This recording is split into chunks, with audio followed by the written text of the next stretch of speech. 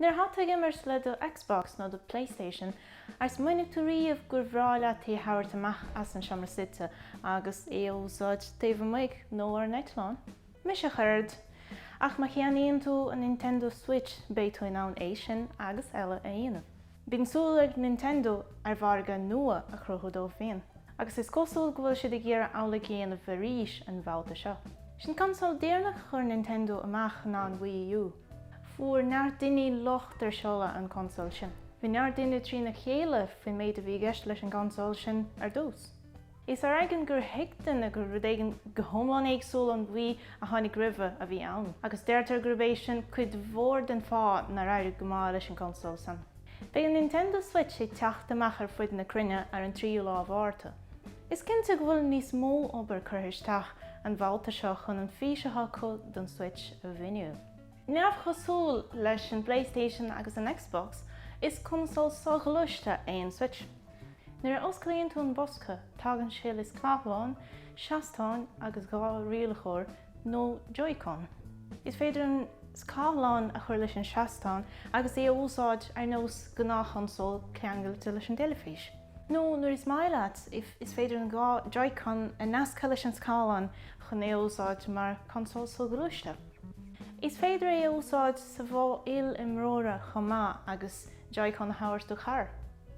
Ag brear an gluthe a tháinig imirt agat, mar an caiinrear bheadh 6 uair chuig ar aon luchtú hAoine. Agus mar sin is fuide má imiríonn tú cluiche níos seimplaí. Sin bhráis bhés ar an córas nua ná €330. Agus leis an bhráis sin beidh sé go go mórta stíoch leis an PlayStation agus an Xbox an gá consol is mó sa bharga. Ní bhéh réim sé leathan cluichí ar fáil an tús leis an Switch. Seanna aíomh be sead an Nintendo an taspa cluichí a bhíonn ar fáil don consol. Agus is beag cluichí a chuirn Febrúir 3 ar fáil a chuirt. Is cosúil nach mé 1 feabhas ar scéal den Switch. De gnách bíonn líon mór cluichí ar fáil nar chuirtear consol nua ar an bharga chun daoine a bhealach. Is sé seán seola is lige le 5 bliain an nuas ó thaobh léon na gluichí a bhíonn ar fáil. Deir na Nintendo áfach is déon go nó há léon tuirnta cluichí ar fáil den lá seolta. Dar lo beidh strá cluichí ar fáils na méasa a Mhárta. Níor óthú go meach cairn cluichí ar fáil lá hAoine agus an san feic ar fan na méasa tríis. Feicimid in éideoigh leis an gur chuige seo. Is cosúil go raibh le cúpla daoine lámha áil ar an consol go lua. Chur hip-hop de robot, fhí sin oscailte amach le déanaí. Is cethe eolais faoin consol. Cé gur consol soghluiste hAoine níl sé gceiste Nintendo deire a chur leis an 3DS, ní go fóil ar leid. Bhí áras a roinnt duine go meach deire chuirtha leis an 3DS agus an Switch tagtha ar bhád.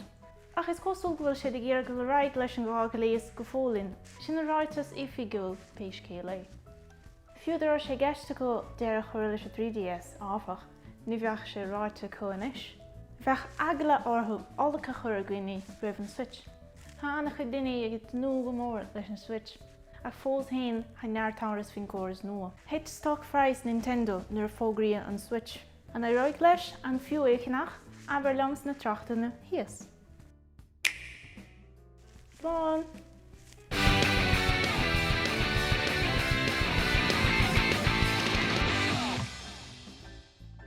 Neamh consol...